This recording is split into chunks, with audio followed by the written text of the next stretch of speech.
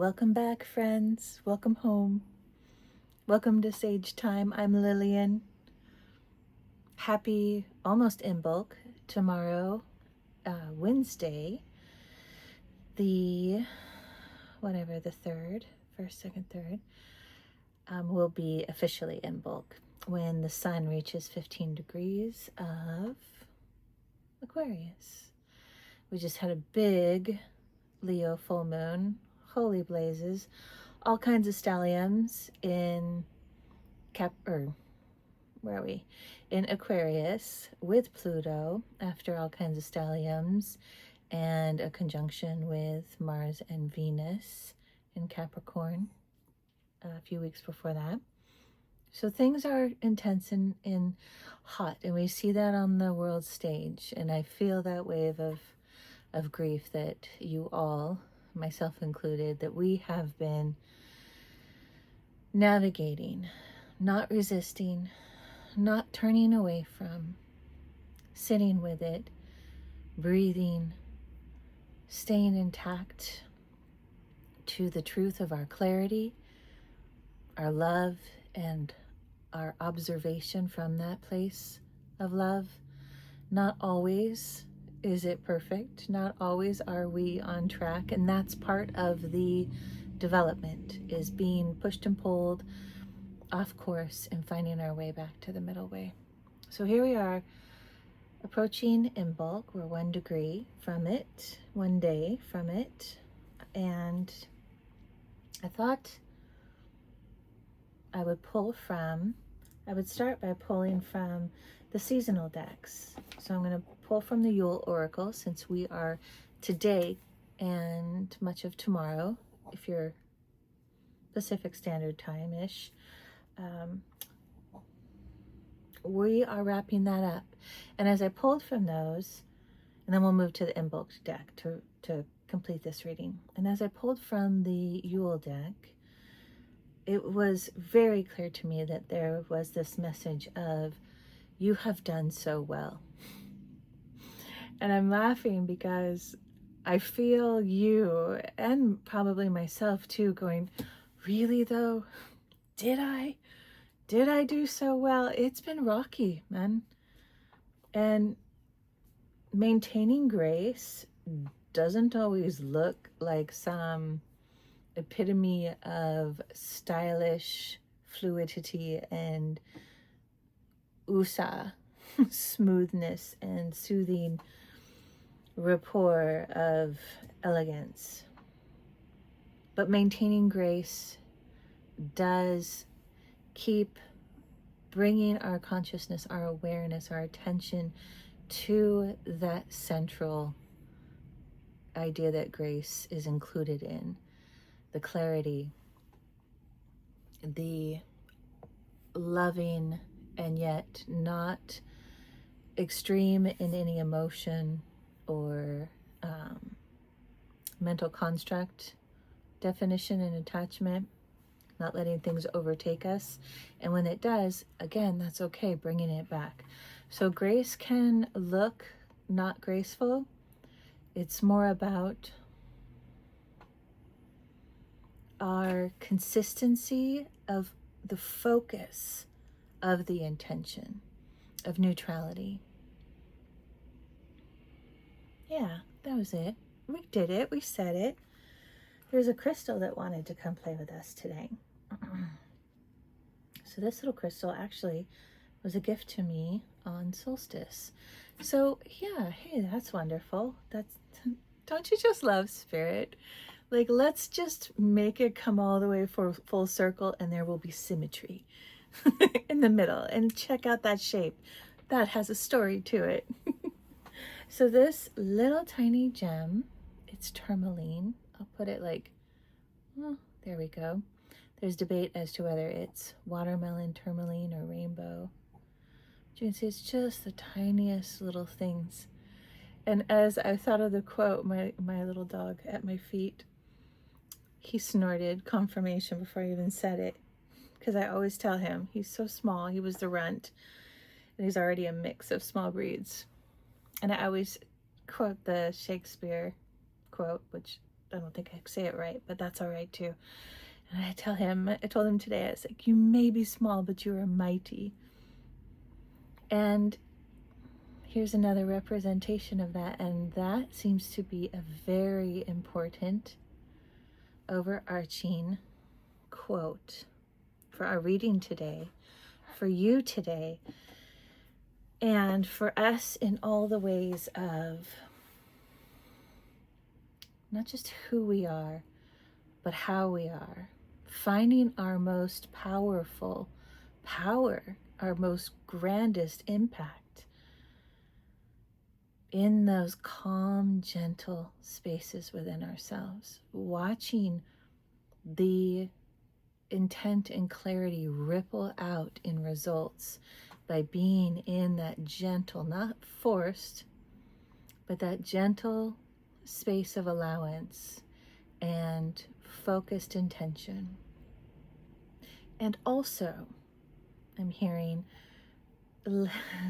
Whittle, the dog, he's cheerleading me right now.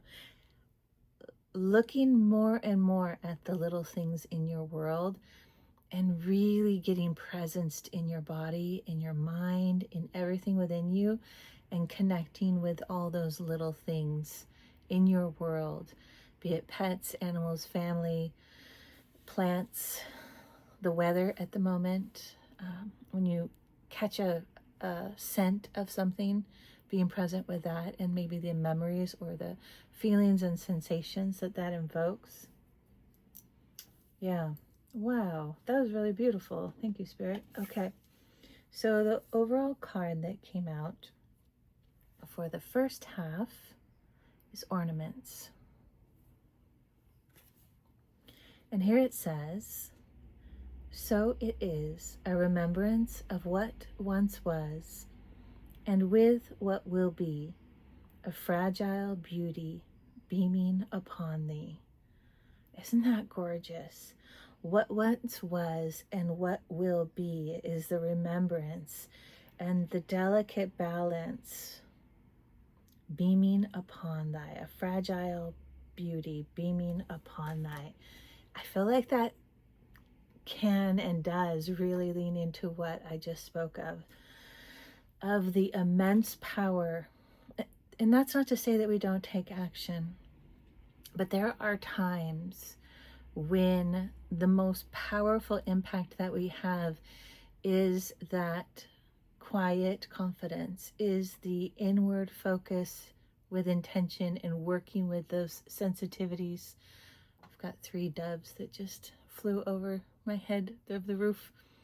Working with those sensitivities within us in a conversation of bringing calm and soothing, not stopping it from what it's being, but by giving it attention and helping it come back to the truth of who you are and that inner universe that you are. And that is that's the decor, I heard decorum too.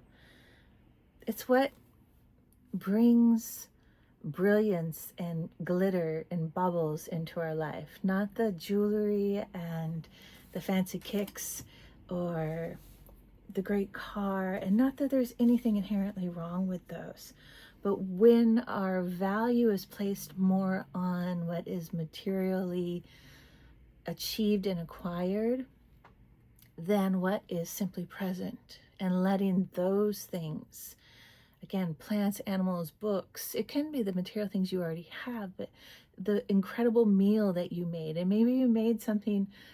Yesterday I only had a few ingredients in my house left, and that was rare, but I had made some bread and I boiled some red lentils, threw in some spices and seasonings, and at the end dumped in some salsa, and then I blended it all up into like a little hummus kind of thing.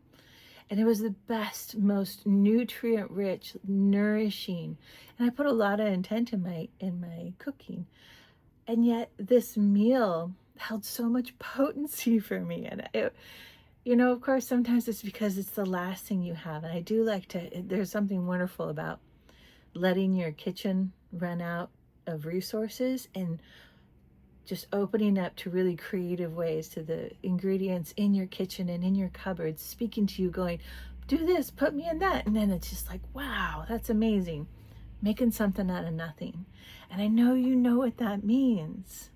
I know, I can feel that you do that. You are one of those people who can walk into a group of people, a book club, a proper book club or something, or a I don't know, a community center, a school, a business, your job, and you can walk, I can feel this, and I'm seeing you walk in and feel the disruptions, feel the unevenness of what's going on without a lot of analytical thinking. You can feel it, perceive it, and articulate it, and realize probably now that you don't have to get caught up in the articulation. And you can shift it just with little things, with little ways of speaking to people. Maybe offering a greater presence of gentleness with somebody who is just, you can tell there's a low self-esteem and they're not given the credit and acknowledgement for the work they do, that kind of thing. And then having more of a firm but kind straightforwardness and boundary with those that maybe are using charm or other kinds of persuasive things, even bullying, to try to dominate the group, right? And holding your own without having to say anything specifically necessarily. But you're doing little things. It's like moving, I'm seeing the dollhouse now, kind of, moving the furniture around. And if you have a dollhouse that doesn't look like the rooms are designated, it's just beautiful, maybe wood and natural with, sections in it. You can change the designation of what each one of those things is by how you move the pieces around too. We do that energetically, we do that verbally, and we do that subtly. Because when we force things, well, that's the definition of pressure. Force meets resistance. Pressure. But when force slows down and meets resistance and lets resistance push up and says, okay, I'm here, and waits and waits and waits with patience and kindness, and also honoring self needs as well. And then there's a compromise and an understanding. And then there's a connection. And from that, the seed, like Imbolc, where seeds are deep in the cold ground, but they're being activated at this time of year. This is when we have the cold snap. And it's that cold snap in February that activates and awakens the growth codes of a seed. And so that connection occurs. There's a bit of a tension spot, and then it begins to bloom into something entirely different. The seed is no longer a seed. It becomes a tree, and a tree that didn't even know it was going to become a forest. So that was a lot. Do we want to go? I don't think I'm going to go into these cards. I feel like they're like, you said it all with the first card. I'll leave these to the side. I'm still hesitant on that. We'll go to the Imbolc deck. Yeah. I think that's really it. There is something else that's coming through from the cards that are here. So let me look again. Yes, no, yes, no. There's a lot of back and forth lately too, if you have noticed that as well. And I see some of you are the type of consciousnesses that have developed personalities that can easily go with it, and like a piece of seaweed anchored it near the shoreline, and the waves come in and the undertow, and you kind of go with it. You're like, that's what I do. But I know there's a number of you that feel those crashes and waves and undertows and flows, and it's just like, where is the rhythm? And that's the next level of surrender, is that the pattern is bigger than the human cognition can really safely hold awareness to. Okay. So 4 cards did come up. We'll go over these kind of briefly. How you guys doing? Are you having fun? Having fun. Okay, we've got Candle, Magic, and Dove Medicine. And I'll read these to you as well. So, Candle Magic. Finger the spine and caress thy lips. Light the spell spilling from your grip. That's why this wanted to be read. So, spells, to me, and you know this too, right?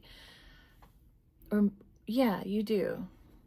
To me, spells, prayers, intentional manifestations, these are all much of the same thing with different cultures attached to them. Programs, neuroconditioning. I mean, it's not just theological, philosophical, it's scientific, it's not just religion, it's yes. So here it talks about, you know, when I first read Fingering the Spine, where I really wanted to go was, I was seeing a book, those leather bound books, and the spine, and just feeling, and you feel that leather, and there's like gold etched into it, and you can smell it, and you can feel that essence of what that story has that wants to come through, because it has been read by hundreds of thousands, maybe more or less. And so the book, before you even read it, has an energetic template, and connecting sensorially with our sensitivities, and in this case, like the proprioceptors, right? And allowing it to speak all the different things, from the leather to the gold to the writer and author to the collective of readers and interpretations, and all the different layers of it. You're a multidimensional being. You are able to, in developing your skills in slowing down throughout your day, to do these kinds of things, because it's more than just a leisure, pleasure, fun recreational activity. This is the essence to tuning into the shape and the frequency and the rhythm of the songs of life, and which songs you want to harmonize with. And so we do that, and caressing the lips. So we're feeling the external and its story. And the lips are an incredible receptive. It connects the 7th chakra to the root chakra. The lips really connect strongly to the root chakra, and yet it also does it all the way throughout. And so having that intimate connection in a way that is intimate because there's unbiased and caring listening. And that's what those two things represent. Light the spell spilling from your grip, allowing that intention, the new thought form, structure, algorithm that you are co-creating with others, allowing that to ignite, and then spilling from your grip, letting it go. Because if we're holding on to it, the intention, if we're holding on to that seed, and we don't let it go and rest in the soil and not keep checking under the dirt and seeing if it's sprouting yet, but we let it go, and we trust that it's going to be exactly what it's supposed to be, whether it comes from that seed, that spell, that prayer, that intention, that scientific experiment, the methodology of creating something in your life. We don't let go of the true intention, which comes from that internal essence, signature feeling, not from images on a, what do they call those? Dream boards or whatever. It's the experienced experiential sensations of what it is that we want that expresses and how it expresses through us. So, okay. Told you there's a lot of things being said. I feel like I could record several messages today. So Dove Medicine says, thy wings are thick and strong, I see, for they have battled the most unforgiving winds. Be proud, be free, my child, go on, soar like never be. So there it is. You guys have worked hard. We're only halfway through winter and you have been working hard. And there have been a lot of unique and old and ancient challenges surfacing and presenting themselves to us in those waves and torrents, coming at us and pulling, our feet out from underneath us, catching our breath, finding ourselves gasping for air, trying to figure out how to get a grip and get ourselves stabled so that we can breathe and float and feel safe in this world. And this is you building your wings, and that intention that you've been creating, co-creating with the universe. Letting that go is what is allowing you to be free and soar like never before.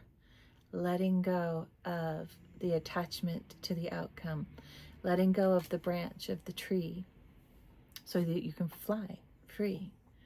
And then you can come back and trust that it will be what it needs to be and provide you what it needs to provide you when the season, whatever that may be, comes around for you. And then the last card is feasting.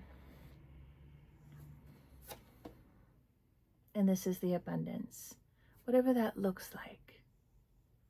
These are the efforts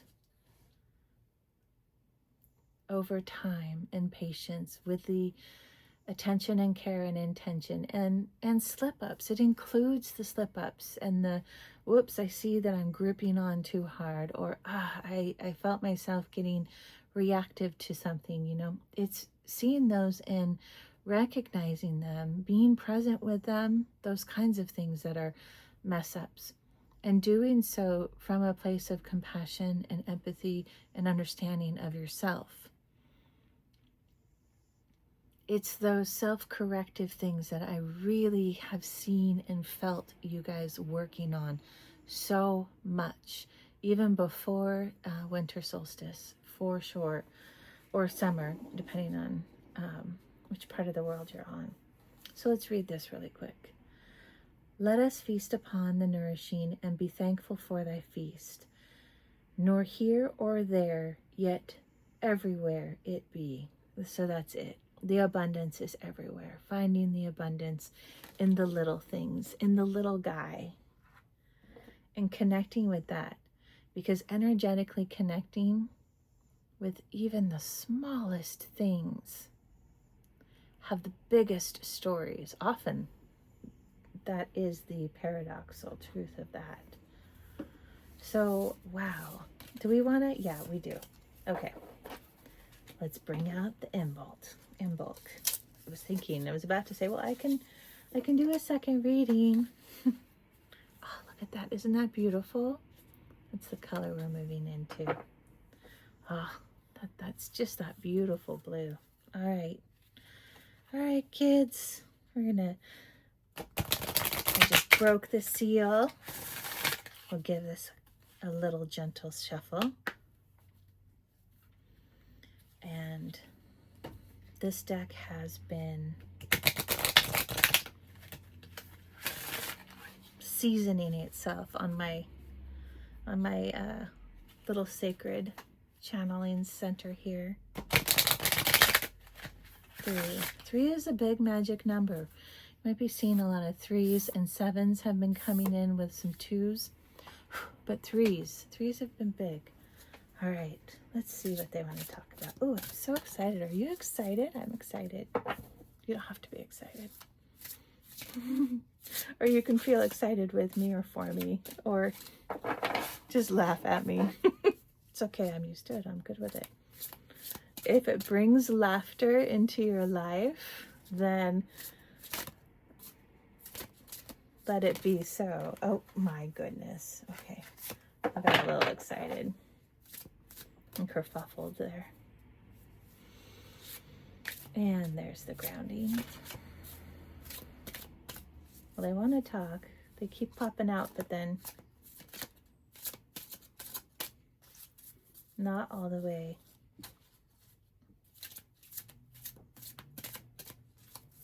Now I'm seeing 4s pop up. I mean, that's kind of a lot of numbers at this point. 3s, 7s, and 4s. Yeah. Nice. Some big fortunes coming in. There we go. Well, let's see the first card. All right. Coming of spring. Beneath my feet stir the waking, spiraling surges of warmth that tell of life ready to birth. I mean, it is the Imbolc deck, so yeah. And also, we were just talking about that. Look at the little fox friend.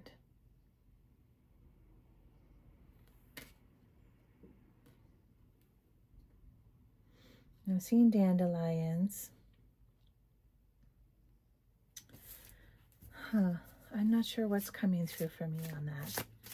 Dandelions have that honey, I can feel it, that honey sweetness in their scent.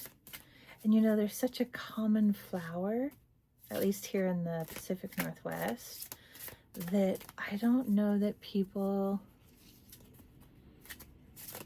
necessarily reverence them as much as they are, and if one were to really spend time with it, right? Oh, what a beautiful card. Brigid. May the serpent wake, bellowing with the rising flame and beckoning the wisdom that awaits your return. Let's say that again. I'm going to show it to you though.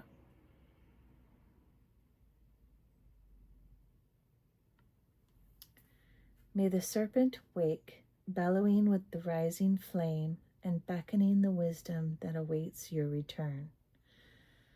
Wow, you know, that feels a lot like this candle magic card in what it was talking about. Connecting. Okay, it's coming all together. So the dandelion stood out, coming of spring, a common flower, one that is like the cheapest to purchase during season at any given store. And they come and go very quickly. Pennies actually make them bloom when you put pennies in their water. But they have that, they symbolize so much in their coming of spring. They are so fragrant and so sweet and so bright yellow, like the sun, like the confidence, like the full moon in Leo we just had, reminding us of that inner soul empowerment that comes from connecting with the simplest things that naturally occur in the seasons. And connecting with it in that way of touching, using proprioception with the spine of the book, right? Feeling into the history and the story of the book and the author and everything. But with the flower, with the dandelion. Feeling into, even in your mind's eye, imagine right now a dandelion. Imagine the smell of it and the parts of the brain. You don't have to imagine this, but just let the parts of the brain light up as you breathe in through your nose and remember what it was, even as a little person, to stick your little face in that dandelion cup.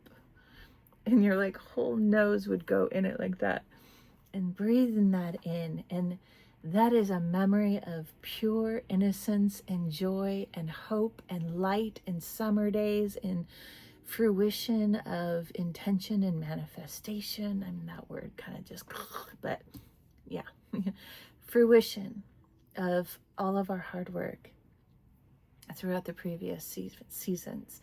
Hard work that also entails fixing our tools, our inner tools, you know, cleaning off the old rust of old programs and structures and ways of doing things and thinking things and feeling about things that just don't work anymore. Maybe they never did, but we're slowing down enough to really feel that, to really take the time to go, what feels discordant inside of me? And we've done that throughout the fall and the winter. And we saw how we maybe fell short in the summer when everything came to fruition and things were still kind of like, it's not quite, it's a bit gitchy. It's not quite as abundant or as quality as I know I can make it, whatever that it is in your life. Relationships, career, health, just inner emotional and mental clarity and everything. And so you enter into the fall and the winter and start paying attention to what the harvest had that worked and what didn't work. Like when we gather the seeds from the harvest, we pull from the strongest tomato plants, those seeds. We pull from the bounty that had the greatest taste and flavor and nutrients and hardiness and resistance to, you know, predators, insects and things like that, and harsh conditions. And then during the winter, we work with what didn't work before. We work with cleaning our tools. We work with how our storage systems do and don't work within us. We work with how we temper conditions in our inner environment. And that's all evident in our external environment. And so feeling that dandelion, touching it, and feeling its story and everything that it represents, much like what I just did with all of those different metaphors and anecdotes, and letting the essence of it come through your body and opening up and lighting up areas of your brains, further activating sensitivity of your senses, the rote and the extra senses. And then doing that trudge after trudge, holding grace, not pushing too hard, not pulling too severely, but moving strong and steady through the winter by relaxing, by deepening into the rest and the hibernation that winter requires, with that internal amending and curating. And then now we've got the coming of spring, that cold snap. And that is, as the goddess Bridget discusses, that is that Kundalini activation, that awakening in the seeds matrix, geometrical patterning within the seed that has its coding, just like we have our coding, all the genetic coding they have. I don't know if you guys have ever seen this. I was watching something a while ago where there were a group of scientists, young scientists, this was a handful of years ago, that were studying the harmonics of different gene coding, genetic coding within our body, and creating music that replicates the entire genetic sequencing of an individual, making a song, a literal song, out of a human being's base coding. I mean, what? It's all there. And storing that coding as the song for future something or other, right? Like, who knows what we're going to use this for, but it feels really important.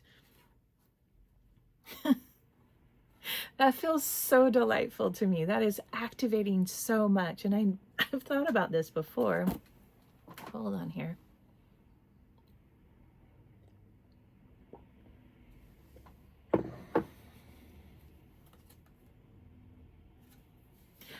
And that's what Bridget speaks about, that Kundalini fire, the lip connection, which connects the seventh chakra to the root chakra.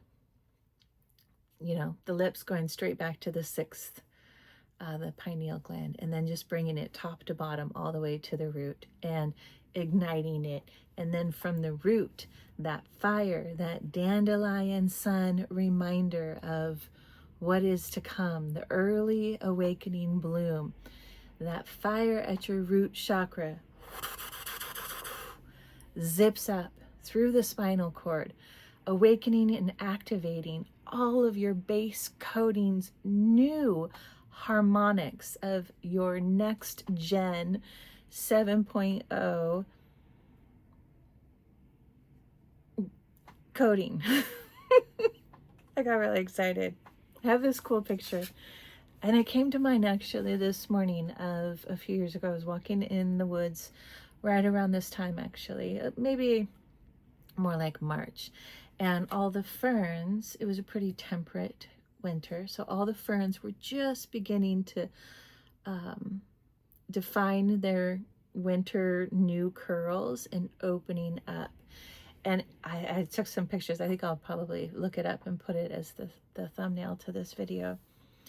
But it was, I remember writing about it and how I could just hear the ferns saying, we're having our early spring kundalini rising now, as they're like reaching and stretching up, and it's cold and wet and damp, but there's these sunbeams coming in through the forests.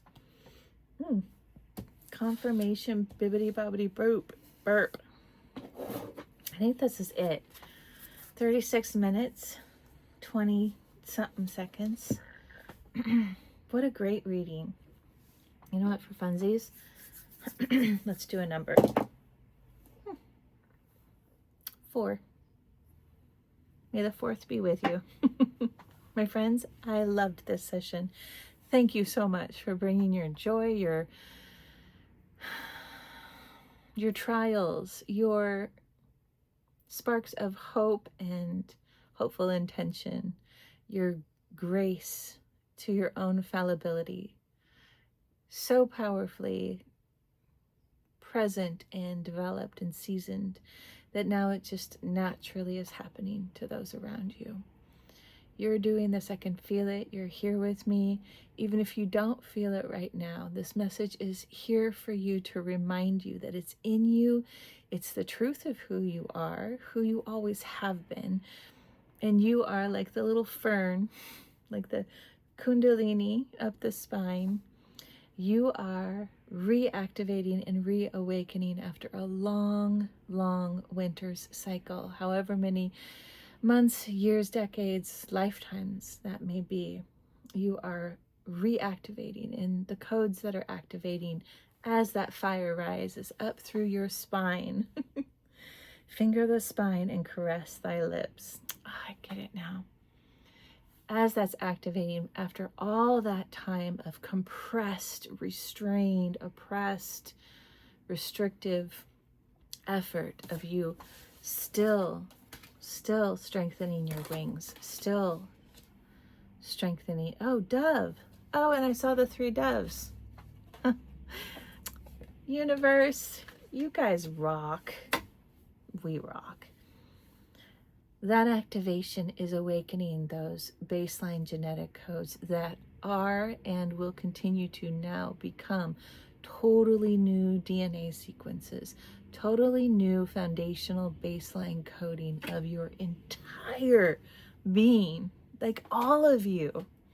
You guys, this is really exciting. This is like holy balls and holes kind of exciting, and it's going to be